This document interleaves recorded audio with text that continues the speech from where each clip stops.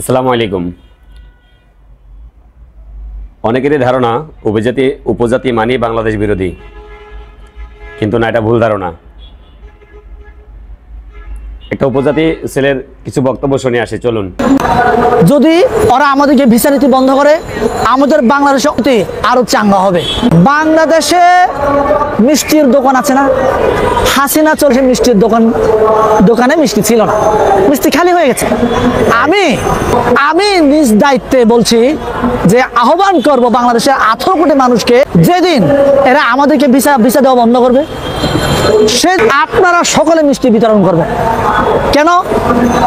যদি ওরা আমাদের বন্ধ করে, আমাদের বাংলাদেশের অর্থনীতি আরো চাঙ্গা হবে।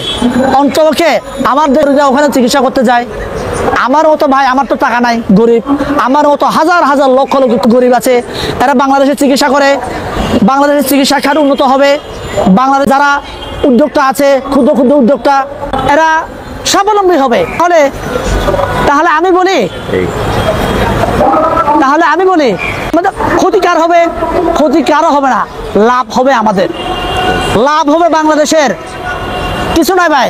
আমরা অনেকে ভয় করি কি, ভারত যদি পেঁয়াজ না দেয়, ভারত যদি চাল না দেয়, ডাল না দেয়, আমরা কি খাবো? ভাই আমরা তো মাকনা নিয়ে আসি না, আমরা বিনা পয়সা তো নিয়ে আসি না। ভয়, আপনার পকেটে 500 টাকা আছে, আপনি এই দোকান থেকে খাবেন না, সমস্যা কোথায়? ভারত তো একটা দোকান, যদি আমি বাণিজ্যিক ভাবে ধরে নেই, ভারত একটা দোকান, আমরা কি, আমরা ক্রেতা। ভয় থাকবে না দোকানদারের যে ওই ক্রেতা কিনতে আসে কিনা, ঠিক আছে, আমার উপর রাগ করে ওরা কিনতে আসবে কিনা। ওরা তো আমার কিনে রাখার কথা ভাই, ঠিক আছে। 5 টাকার মূল্যটা 4 টাকা দিয়ে আমাদেরকে দেওয়ার ভয়ে, যে না আমার কাছ থেকে কিনুক, কিন্তু ওরা আমাদেরকে উল্টো ভয় দেখায়। হ্যাঁ,